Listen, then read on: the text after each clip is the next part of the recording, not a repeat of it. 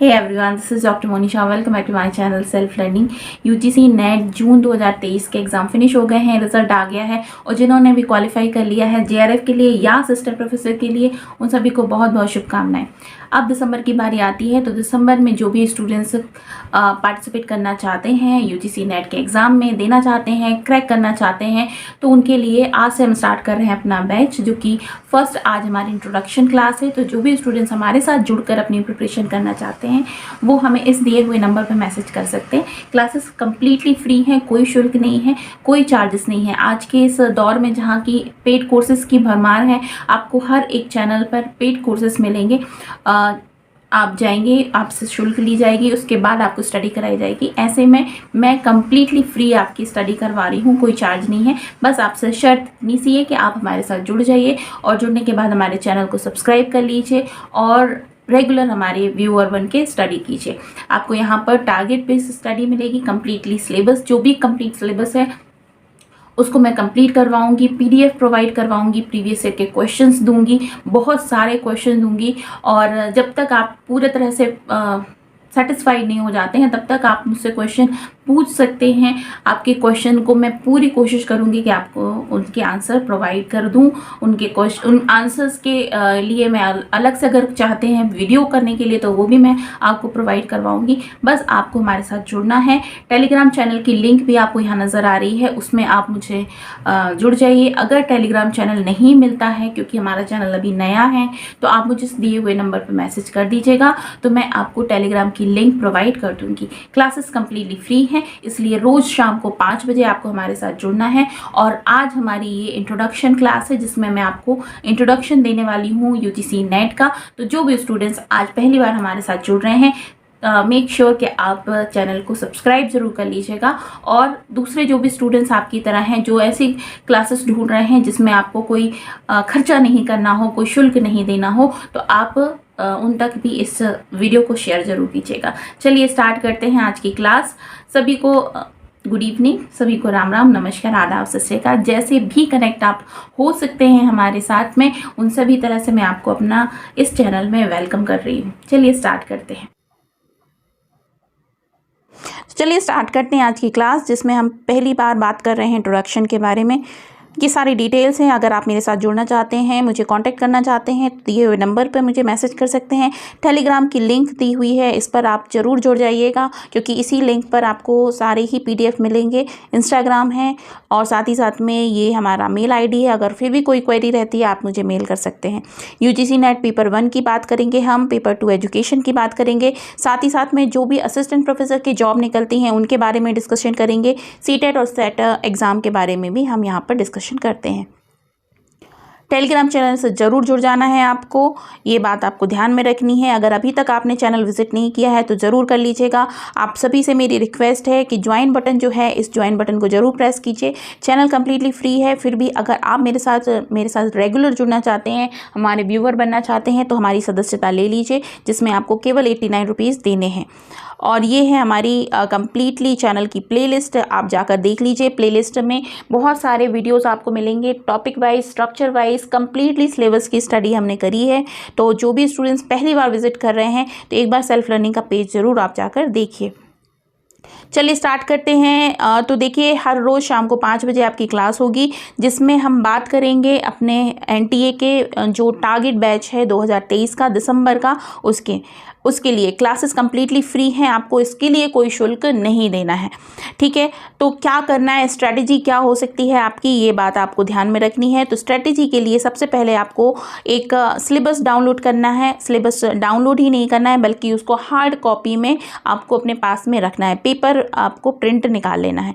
उसके बाद में कोई भी एक बुक आपको बाय करनी है। बुक के लिए मैंने आपको पहले भी काफ़ी सारी लिंक दी हैं और इस वीडियो के डिस्क्रिप्शन बॉक्स में आपको मैं अमेज़ॉन की लिंक दे दूंगी जहां से आप इजीली बुक मंगवा सकते हैं। सबसे सस्ते दामों में आप बुक मंगवा सकते हैं, वो लिंक मैं आपको प्रोवाइड कर दूंगी, ठीक है।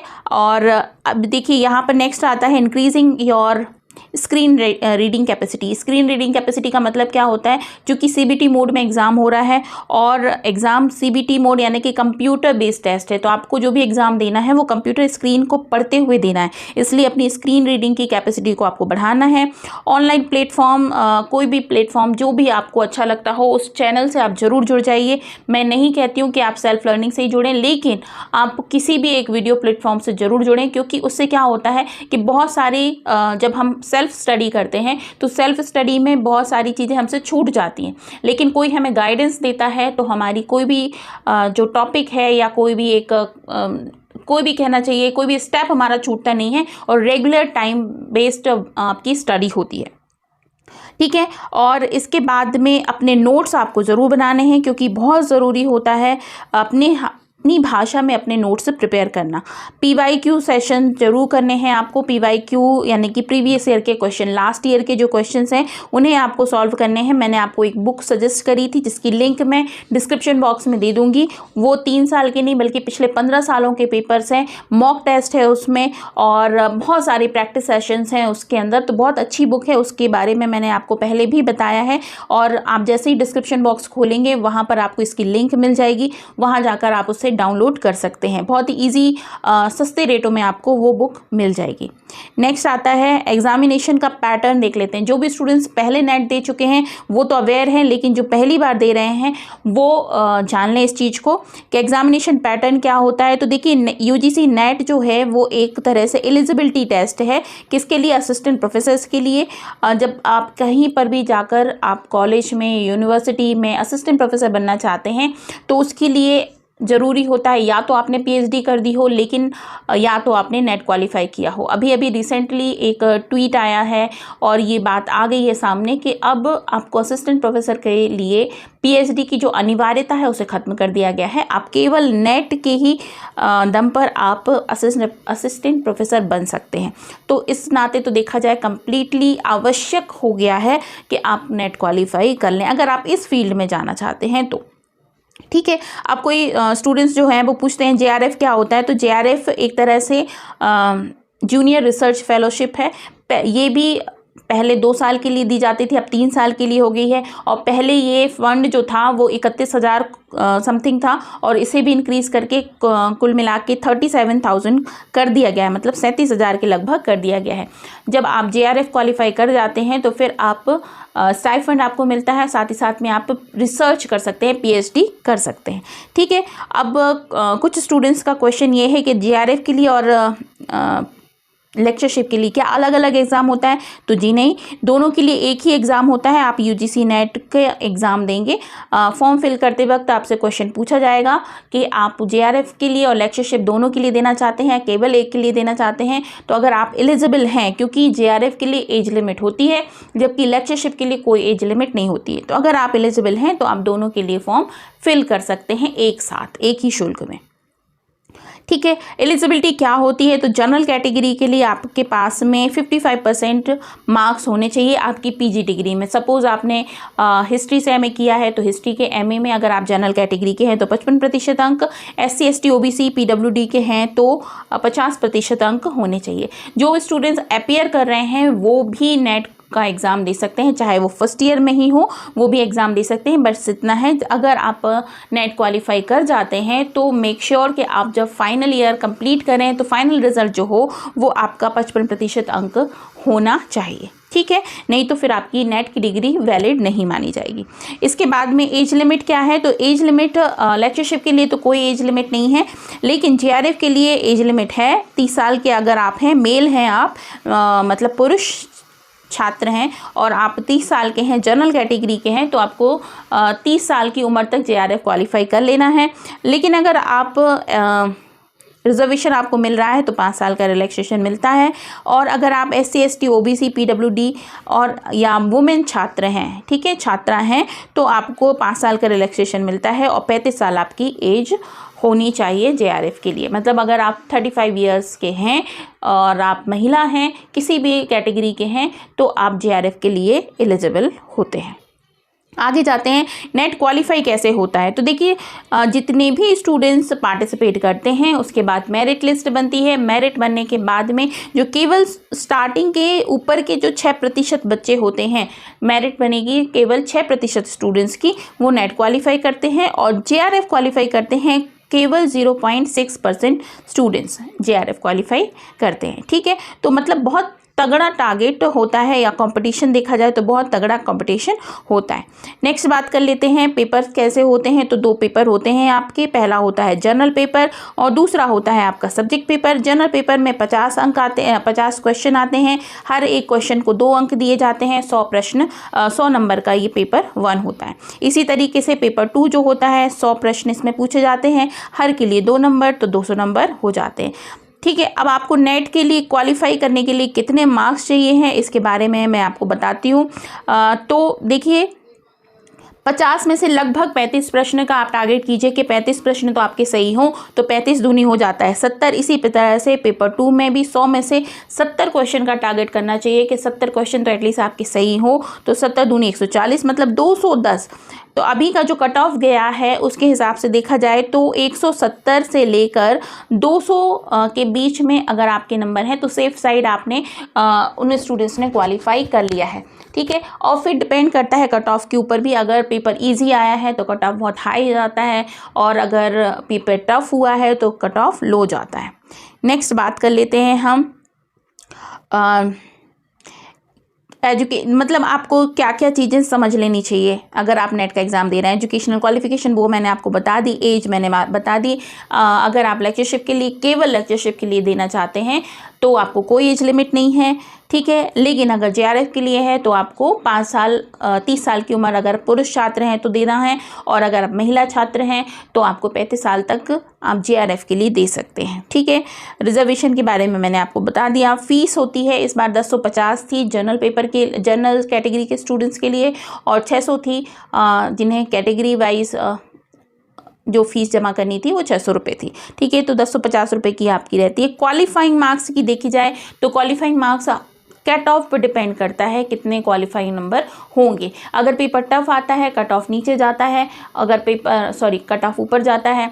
पेपर इजी आ जाएगा तो कट ऑफ बहुत हाई चला जाएगा, है ना, बहुत सरल पेपर आ जाता है तब। तो इन सारी चीज़ों पर डिपेंड करता है, लेकिन फिर भी सेफ टारगेट में बात कही जाए तो 170 नंबर तो आपको चाहिए हैं टोटल 300 में से, उससे नीचे में बात नहीं बनेगी। ठीक है, नेगेटिव मार्क्स नहीं होते हैं, नेगेटिव मार्किंग अभी तक नहीं है और होपफुली अभी तक नहीं है, तो आगे भी नहीं होगा। लेकिन चूंकि जिस तरह से कंपटीशन बढ़ रहा है, बहुत सारे स्टूडेंट्स पार्टिसिपेट कर रहे हैं, तो मे बी आने वाले समय में नेगेटिव मार्किंग भी हो जाए। तो आप जल्दी नेट को अगर आप करना चाहते हैं तो फटाफट से लग जाइए, ताकि नेगेटिव मार्किंग स्टार्ट होने से पहले आप नेट क्वालिफाई कर जाएँ।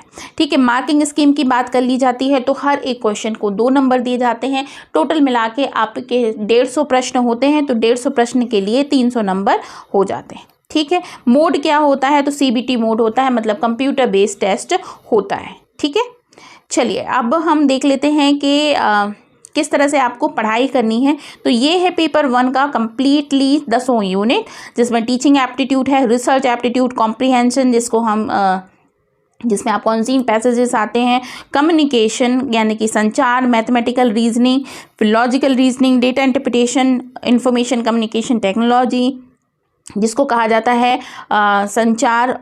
कम्युनिकेशन का मतलब हो जाता है संप्रेषण। ठीक है, और पीपल डेवलपमेंट एनवायरनमेंट, मतलब जिसमें पर्यावरण आपको पढ़ना है, और लास्ट यूनिट है हायर एजुकेशन। ठीक है, हायर एजुकेशन सिस्टम। चलिए सिलेबस को एक बार और अच्छे से देख लेते हैं। तो फर्स्ट यूनिट जो है वो है टीचिंग एप्टीट्यूड की, जिसमें आपको teaching concept, objectives, level of teachings पढ़नी है, लर्निंग कैरेक्टरिस्टिक्स पढ़ने हैं, मतलब लर्नर किस तरीके से लर्निंग करते हैं उसको पढ़ना है, factor affecting teaching related to teachers, learner, support material, मतलब बहुत सारी टीचिंग से संबंधित आपको इस यूनिट में पढ़ना है। क्लियर। चलिए नेक्स्ट इसी में आपको पढ़ना है मेथड ऑफ टीचिंग के बारे में। इसके बाद में बहुत सारे नए प्लेटफॉर्म्स खुल रहे हैं जिसको हम कहते हैं स्वयं प्रभा, इसके बारे में आपको पढ़ना है। टीचिंग सपोर्ट सिस्टम के बारे में पढ़ना है। Traditional, modern and ICT based जो टीचिंग सिस्टम है उसके बारे में आपको पढ़ना है। इवेल्युएशन यानी कि मूल्यांकन कैसे किया जाता है, इसके बारे में यहाँ पर आपको पढ़ना है। क्लियर। नेक्स्ट आ जाती है सेकंड यूनिट हमारी आ जाती है रिसर्च। रिसर्च का मतलब क्या हो जाता है, अनुसंधान।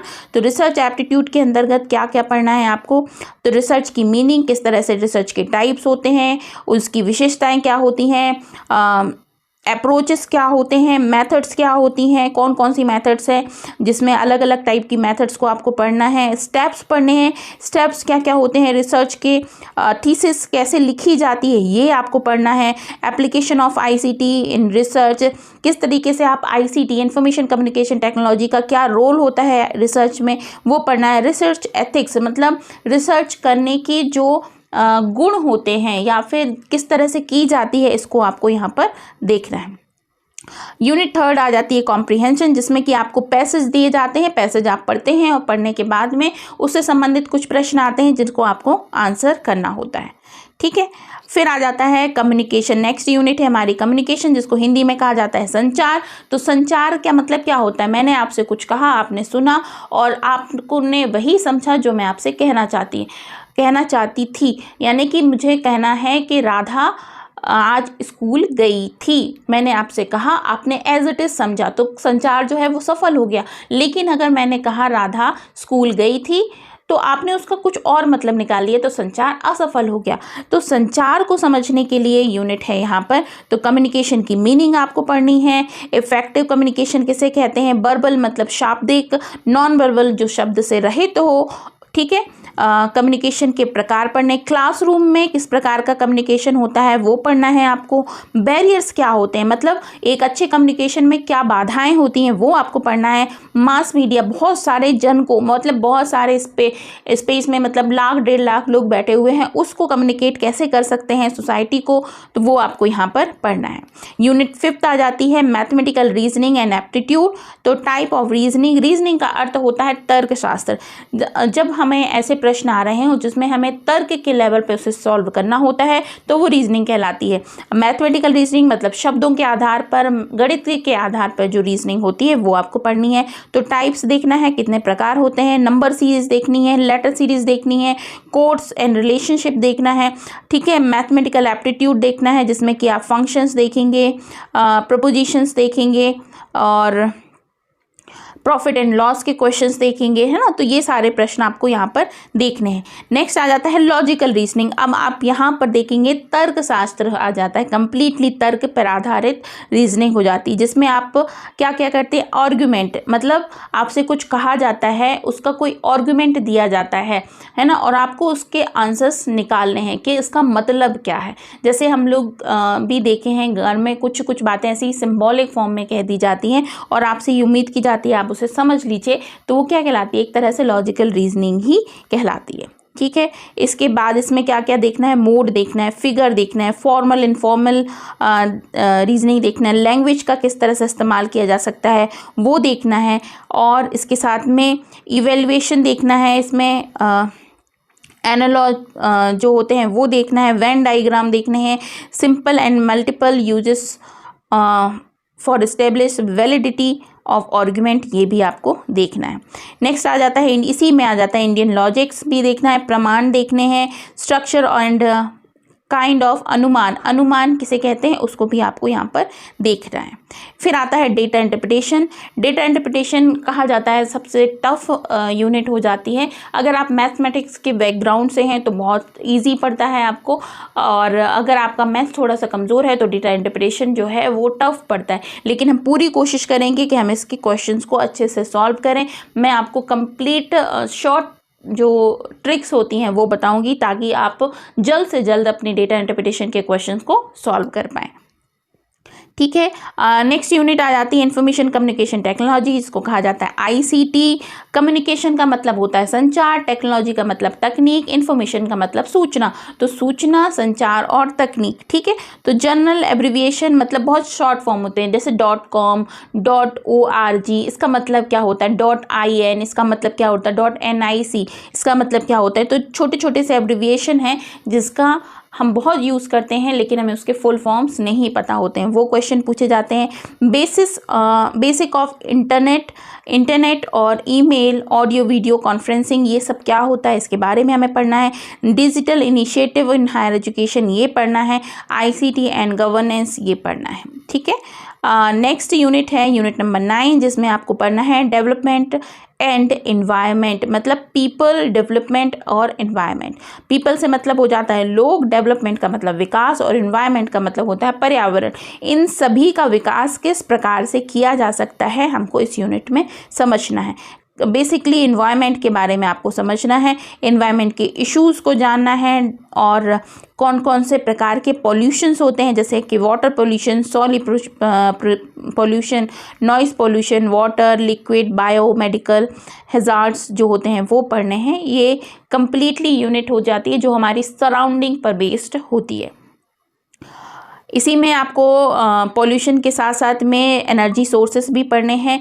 एनर्जी सोर्सेस कौन कौन से हैं, नेचुरल हैज़ार्ड्स भी पढ़ने हैं, जो विपदाएं आती हैं वो पढ़नी है हमें। एनवायरमेंटल को प्रोटेक्ट करने के लिए जो वर्ल्ड वाइज कार्य हो रहे हैं, जितने एक्ट बनाए जा रहे हैं, उसे भी हमें यहाँ पर पढ़ना है। नेक्स्ट यूनिट आ जाती है यूनिट नंबर 10, जिसमें हमको पढ़ना है institutions of higher education, learning and education in ancient India. Bharat चूँकि एक ऐसा देश है जिसमें प्राचीन भारत से लेकर आज नवीन जो हमारा युग चल रहा है, उसमें एजुकेशन के क्षेत्र में काफ़ी कार्य हुए हैं। तो हमें एंशिएंट पीरियड, मतलब कि प्राचीन समय में किस तरह से एजुकेशन होता था और उसका विकास किस प्रकार से हुआ है, वो देखते हुए आगे बढ़ना है और यहाँ तक आकर आपको एजुकेशन के विकास को यहाँ पर देखना है। ठीक है, इवेल्युएशन, किस तरह से मूल्यांकन में चेंजेस हुए हैं, वो पढ़ना है। फिर आ जाता है आपका लर्निंग प्रोग्राम्स जो चलाए जा रहे हैं, वोकेशनल प्रोग्राम चलाए जाते हैं।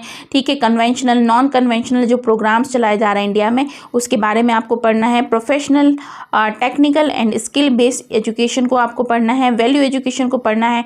एनवायरमेंटल एजुकेशन को पढ़ना है। पॉलिसी, गवर्नेंस एंड एडमिनिस्ट्रेशन को आपको यहाँ पर पढ़ना है। ठीक है, तो ये था आपका पूरे 10 यूनिट का सिलेबस, मैंने डिस्कशन आपसे किया। देखिए, फिर से मैं आपको बता रही हूँ, 5 क्वेश्चन होते हैं, ईच कैरिंग 2 मार्क्स, मतलब हर एक यूनिट से आपको क्वेश्चन आएंगे। 10 यूनिट हैं तो हर एक यूनिट से कितने प्रश्न आते हैं, 5 प्रश्न तो एटलीस्ट आते ही हैं। हर एक को 2 नंबर दिए जाते हैं, तो 50 प्रश्न अगर आते हैं तो 100 नंबर का पेपर आपका हो जाता है। ठीक है, चाहे आपका कोई भी विषय हो, आप पॉलिटिकल साइंस से नेट दे रहे हैं, एजुकेशन से दे रहे हैं, हिस्ट्री से दे रहे हैं, चाहे किसी भी 83 सब्जेक्ट्स में नेट का एग्ज़ाम होता है, किसी भी सब्जेक्ट से अगर आप नेट दे रहे हैं, तब भी आपको पेपर 1 तो देना ही देना है।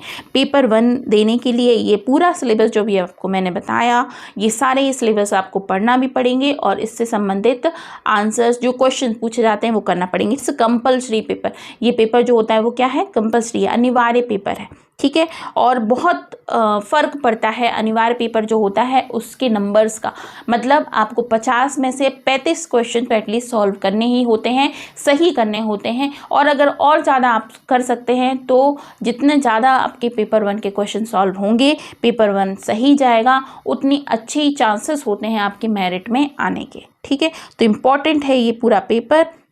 ठीक है, और नेक्स्ट हमारा जो पेपर 2 है वो है एजुकेशन, जिसको मैं नेक्स्ट क्लास में बताऊंगी। और आप सभी स्टूडेंट्स जो भी मुझे आज देख रहे हैं, जिनका भी पेपर 2 एजुकेशन है, वो मुझे कमेंट सेक्शन में ज़रूर बताइए कि आपका पेपर 2 है एजुकेशन। तो उन सभी स्टूडेंट्स का जो एजुकेशन सब्जेक्ट के हैं, मैं एक अलग से बैच बनाऊंगी और उन सभी का अलग बैच बना के उनकी अलग से स्टडी भी होगी। ठीक है, तो उसकी टाइमिंग मैं आपको बाद में डिस्क्लोज कर दूंगी, है ना। तो जो भी स्टूडेंट्स एजुकेशन सब्जेक्ट से हैं और आज का ये क्लास देख रहे हैं, वो ज़रूर कमेंट सेक्शन में बताएं। और मेरे दिए हुए नंबर पे, मैंने नंबर दिया हुआ है, उस दिए हुए नंबर पे एजुकेशन लिखकर मैसेज कर दें, तो मैं आप सभी स्टूडेंट्स का अलग से बैच बना दूंगी। ठीक है, अब मैं आपको बता देती हूँ सेल्फ लर्निंग से आप क्यों जुड़ें। तो देखिए, सेल्फ लर्निंग से इसलिए आप जुड़ सकते हैं क्योंकि जो यहाँ पर स्टडी होगी वो कम्प्लीटली फ्री होगी। मैं आपसे कोई शुल्क नहीं ले रही हूँ, आपसे बस इतनी रिक्वेस्ट है कि आप मेरे साथ जुड़ जाइए, रेगुलर स्टूडेंट हमारे बन जाइए और आप हमें सब्सक्राइब कर लीजिए। और अगर आपको चैनल से जुड़कर अच्छा लगता है, फीलिंग आती है कि हाँ सही अच्छा क्वालिटी जो वर्क है वो आपको प्रोवाइड किया जा रहा है, तो आप हमारी जो मेंबरशिप है उसे ज्वाइन कर सकते हैं, जो केवल 89 रुपीज़ में आप ज्वाइन बटन प्रेस करेंगे तो सिर्फ 89 रुपये देकर आप हमें ज्वाइन कर सकते हैं। उससे अलावा आपसे कोई शुल्क नहीं लेनी है, ठीक है। कंप्लीटली सिलेबस मिलेगा जो कि आपका पेपर 1 का है, पेपर 2 का आपको कंप्लीट सिलेबस मिलेगा। जो भी स्टूडेंट्स एजुकेशन के उनको कंप्लीट सिलेबस मिलेगा।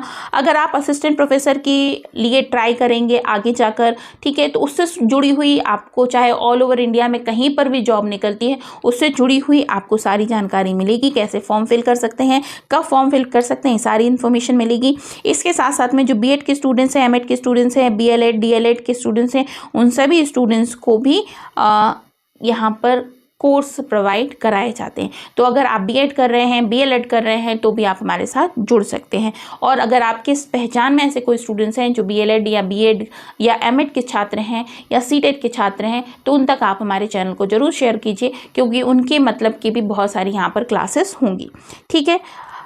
और अगर आप सीटेट की तैयारी करेंगे या डीएसएसबी का जो पोस्ट निकलती है उसकी प्रिपरेशन कर रहे हैं, केवीएस की कर रहे हैं, एनवीएस की मतलब नवोदय विद्यालय की कर रहे हैं, केंद्रीय विद्यालय की कर रहे हैं, तो उससे जुड़े हुए क्लासेस भी यहाँ पर मैं आपको प्रोवाइड कराती हूँ, ठीक है।